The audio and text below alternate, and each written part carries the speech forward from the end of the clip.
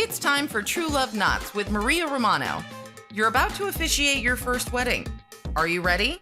Performing a nuptial ceremony is a distinct honor, and you'll want to deliver a polished performance on the big day.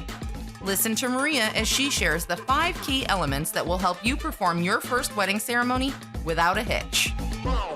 Hey there. Are you getting ready to perform your first wedding ceremony and you're excited?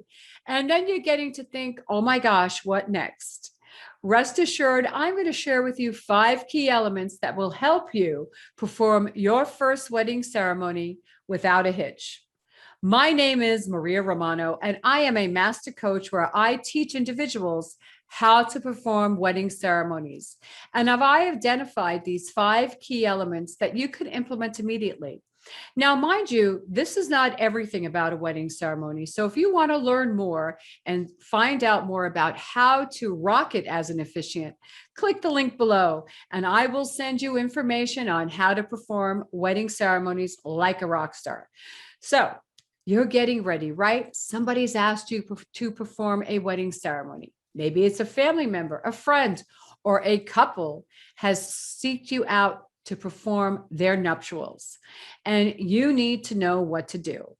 Well, the first key element is double checking and finding out what the licensing requirements are. That's right, that's important.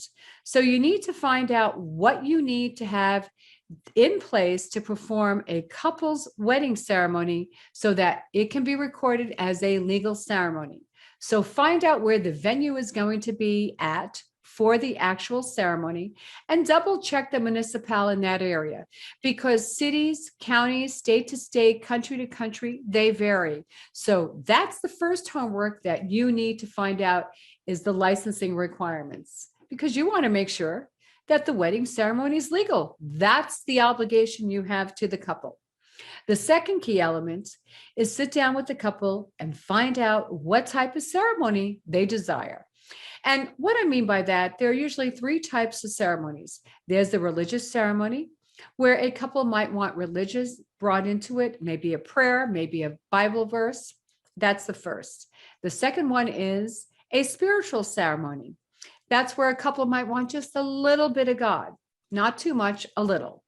And then the third is no religion, no spiritual, just civil.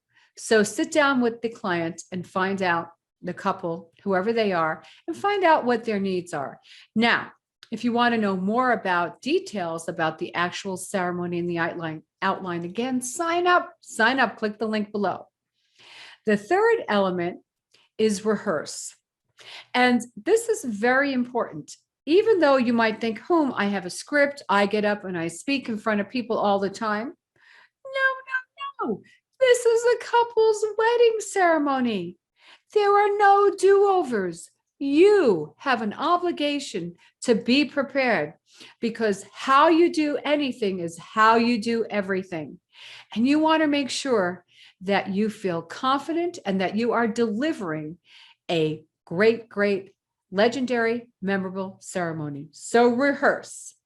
That's the third element. Okay, the fourth element is making sure that you fill out the paperwork properly. That's right. The documents that the couple provides you, their marriage license, needs to be properly filled out. You need to make sure that you file those documents in a timely manner. Why? Because sometimes when you don't file the documents within a certain period of time, A, you might be fined, or B, they might not recognize the marriage. And again, you have an obligation as the officiant to ensure that the couple's marriage license is filed in a timely manner so that their marriage is legal. This is why they're getting married too. They're announcing to the world that they have love for each other, hopefully for the rest of their lives, and that it's legal. So that's a very, very important element. And now, this fifth element, which I really feel that a lot of officiants overlook, is the actual conditions if you're doing a wedding ceremony outside. And why is this important? Well, depending upon the time of year, the climate changes. You might be performing a wedding ceremony out on a boat. You might perform a wedding ceremony out in a backyard. maybe on a golf course. And there are times when it could be quite hot. There are times it could be raining. I perform wedding ceremonies where it's been so hot that we have guests that pass out, and you don't want that. So you want to make sure that your ceremony is not too lengthy, depending upon the time of day, and even discuss that with the couple, because sometimes the couple overlooks that as well. You want to make sure the guests are comfortable. Heck, I've even performed wedding ceremonies where it started hailing. So again, you want to make sure that you take into consideration where the actual location is going to be and the weather conditions, because you want the couple and the guest to feel comfortable and enjoy the actual ceremony. So these are the 5 key elements that I've identified for you. And if you want to learn more, click the link below.